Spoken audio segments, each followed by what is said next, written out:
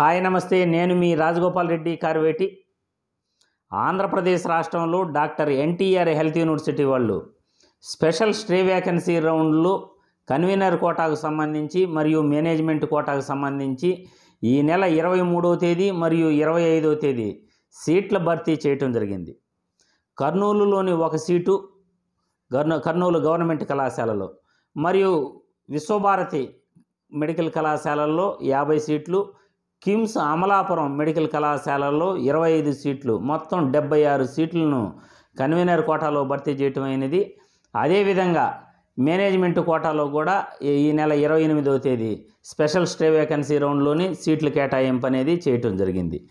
దీనిపైన హైకోర్టులో 4 విద్యార్థులు కేసు వేయటం, అర్హత ఆధారంగా మెరిట్ ఆధారంగా సీట్లు పంపకాలు జరగలేదని వారు కేసు వేసిన కారణంగా 27వ తేదీ డాక్టర్ ఎన్టీఆర్ హెల్త్ యూనివర్సిటీ వాళ్ళు ఈ కౌన్సిలింగ్ విధానాన్ని కొద్దిగా నిలుపుతున్నట్లు కూడా వాళ్ళు ఒక నోటిఫికేషన్ అయితే జారీ చేశారు.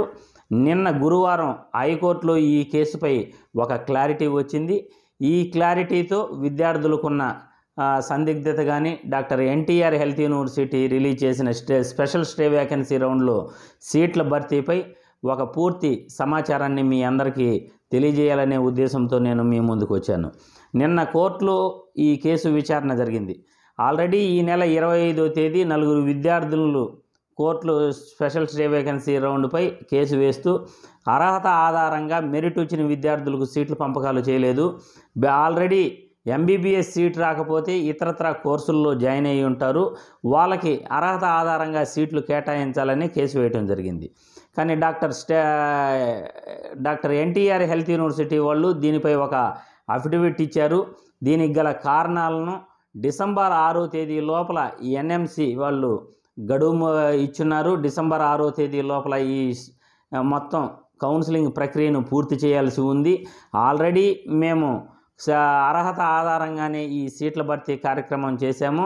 అన్ని రౌండ్లు కూడా పారదర్శకంగా సీట్లు కేటాయింపు చేశాము. ఇప్పుడు చివరి రౌండ్కి వచ్చే లోపల ఇంకా కానీ దీన్ని కంటిన్యూ చేసుకుంటూ పోతే డిసెంబర్ 6వ తేదీ లోపల మనం కౌన్సిలింగ్ ప్రక్రియను ఎప్పటికీ కూడా పూర్తి చేయలేము. ఈ ప్రక్రియ ఇలాగే కొనసాగుతూ ఉంటుంది. కాబట్టి ఎవరైతే ఏ కళాశాలలో కూడా సీట్లు పొందలేదో ఆ కళాశాలలో సీట్లు పొందని విద్యార్థులకు సీట్ల కేటాయింపు చేస్తాము అనే లోపల డాక్టర్ ఎన్టీఆర్ హెల్త్ యూనివర్సిటీ ఇచ్చిన వివరణను హైకోర్టు కూడా పరిగణలోకి తీసుకుంది. ఏ కళాశాలలో ఎవరైతే సీట్లు పొందలేదో ఆ కళాశాలలో సీట్లు పొందని వారికి మాత్రమే స్పెషల్ స్టే వేకెన్సీ రౌండ్లో సీట్లు పొందేందుకు అర్హులు. అది కూడా నీట్ యూజీలో ఎవరైతే మెరిట్ అండ్ రిజర్వేషన్ ప్రకారం ఎవరైతే మెరిట్లో ఉన్నారో ఆ విద్యార్థులకు సీట్లు కేటాయింపు అనేది సమంజసమే అని హైకోర్టు కూడా దీనిపై స్టే విధించడం జరిగింది.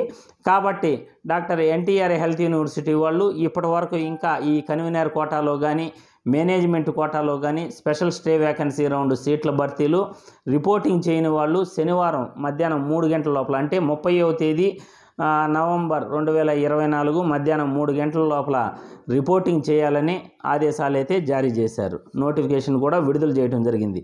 కాబట్టి ఇప్పటి వరకు విద్యార్థులు ఎవరైతే కన్వీనర్ కోటాలో జాయిన్ అయినారో ఇంకా జాయిన్ కాలేదు ఆ విద్యార్థులందరూ కూడా రేపు మధ్యాహ్నం 3 గంటల లోపల మీరు తప్పకుండా జాయిన్ కండి. ఎందుకంటే ఇది ఒక అదృష్టం అనే చెప్పుకోవాలి సీట్లు పొందిన వాళ్ళకి.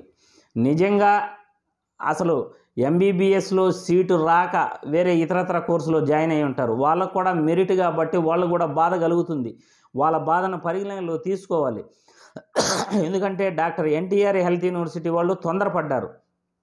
టక్కనే ఏ కళాశాల ఏ సీట్లు పొందని వారికి స్పెషల్ స్టే వేకెన్సీ రౌండ్లో సీట్లు పొందే అర్హత ఉంటుందని నోటిఫికేషన్ ఇచ్చేసి డైరెక్ట్గా కళాశాల వైజు సీట్ అలాట్మెంట్ చేయటం అనేది చాలా చాలా పెద్ద తప్పు.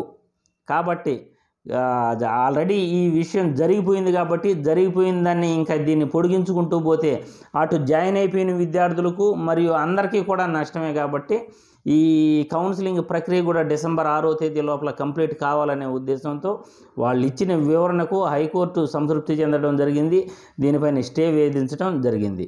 కాబట్టి విద్యార్థులందరికీ కూడా నేను ఈ వీడియో ద్వారా తెలియజేసేది ఏమిటంటే మెరిట్ అండ్ రిజర్వేషన్ ప్రకారం ఏ కళాశాలలో ఎంబీబీఎస్లో కానీ లేకపోతే ఇతరత్ర కోర్సుల్లో కానీ జాయిన్ కానటువంటి విద్యార్థులకు ఆల్రెడీ ఈ స్పెషల్ స్టే వేకెన్సీ రౌండ్లో సీట్ల కేటాయింపు చేశారు. కాబట్టి వీళ్ళందరూ కూడా రేపు మధ్యాహ్నం 3 గంటల లోపల రిపోర్టింగ్ చేయని వాళ్ళంతా చేయాలి. ఈ హైకోర్టు యొక్క వివరణ మీకు తెలియజేయాలని నేను ఈరోజు మీ ముందుకు రావడం జరిగిందని ఈ వీడియో ద్వారా తెలియజేస్తున్నాను. జై హింద్.